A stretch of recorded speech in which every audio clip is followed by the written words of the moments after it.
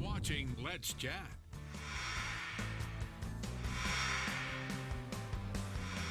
We're glad to have you here, and of course, St. Patrick's Day is coming up right around the corner. Right around the corner, yes. And we've got a young lady here. We've got a lady here that has actually started the first bitters distilling company in the state of Tennessee. Good for you. Thank you. This is Kalina Goldsworthy. Kalina, I'm glad to meet you. Pleasure to meet you as well. Welcome, Nice to welcome. meet you. Thank you. How did you come up with the idea of starting a bitters company? Yeah, well, you know, I had always had a very big interest in historic cocktail culture. I really enjoyed kind of understanding why we use bitters. And bitters, I like to say they're kind of the vanilla extract of the beverage industry. Right. So you add them by the drop or the dash to drinks to kind of add a flavoring element to something. And I realized I was working at local farms and volunteering, and I realized that nobody was creating them in Tennessee. So I thought, well, I'll be the first person to do it if nobody else is. So Right. yeah. If not them, you, If right? not, exactly. I'm from New York. I had that mentality to come into it. There you go. Before we go any further, Yeah. break it down for people. Well, Jess may know. I don't have a clue. What are Right. bitters? Yeah, Like so- most people, I've got a bottle of the Angostura bitters. It's been around for 20 years, and it's had 2 tablespoons taken out of it.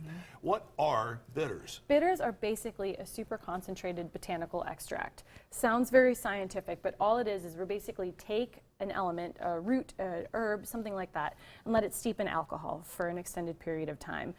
I study herbalism as well, so I use my bitters, I create them the way an herbalist would. So they have a steep time of about 6 weeks. So it's very, very concentrated. And you can add them, you can use them for cooking too, which is really fun. Not a lot of people talk about that. You can add it to when you make Great cookies. in sauces. Great or- in yeah. sauces too, yeah. But I like to add them to cookies and things like that as well. But All right. yeah. You're doing a class. Yes, we are. Jess, I know this is going to be. I know. I'm sorry. Jeez, guys. You're doing a class, and I believe this class is coming up tomorrow. Tonight, actually. Tonight. It's All right. tonight. And we're going to be focusing right now, short term, on how to make a proper Irish coffee. Irish coffee. Well, Yeah. St. Patrick's Day, right? Yes. Take it away. Yeah, wonderful. So we're going to be kind of going with something that's going to be a little bit more of a traditional Irish coffee. I know sometimes we'll make an Irish coffee at home with some Irish whiskey, and then we'll add some Baileys to it. But we're going to go pretty traditional with this one, All right. and I'm going to have you guys help me out with it.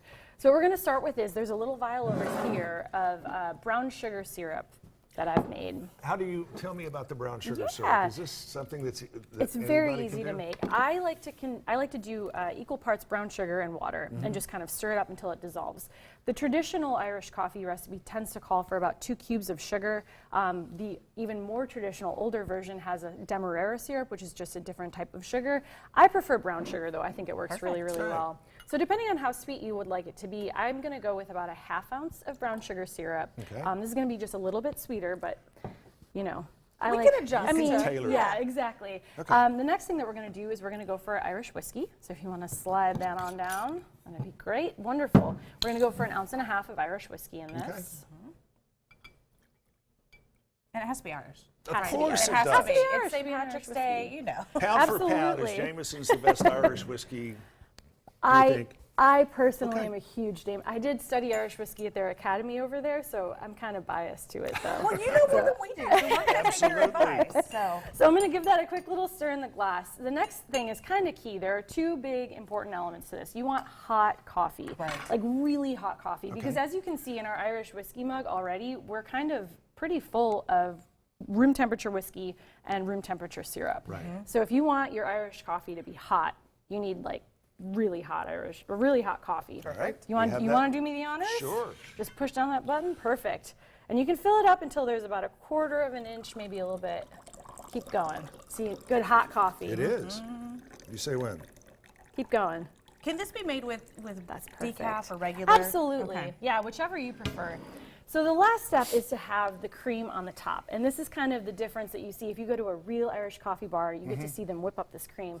So what I like to do is you take some heavy whipping cream or full fat cream, and I will add it to a mixing tin at home with, I like to use one of those little, the metal spheres that you put in protein powders so you can really Right. aerate Yeah. it. If you don't have a mixing tin at home, you can totally just use a regular like protein powder shaker tin.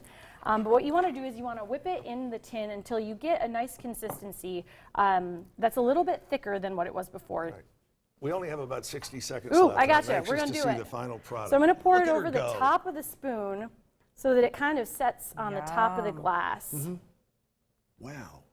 So you see that it's not really mixing into the bottom of it. It's kind of sitting on the top, and that's what we want for a good Irish whiskey. And we're going to learn all of this tonight, right? Absolutely. And yes. be able to get our hands on and practice. I Now, like it. tell us the particulars on the class. I know it's going to be at the Chattery. It is. It's at the Chattery. I teach at the Chattery about 2 times a month. Love working with those ladies, but it's 6 to 7:30 tonight. We're going to be sampling 3 different St. Patrick's themed cocktails, and it's going to be $30 a ticket.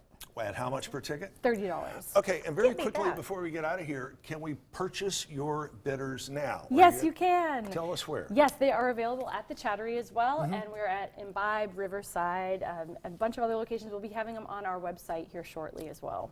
Outstanding. Yeah.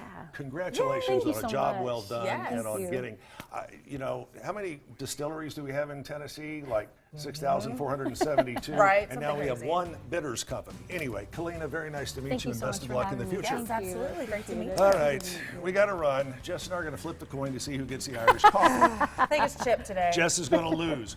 We'll see you.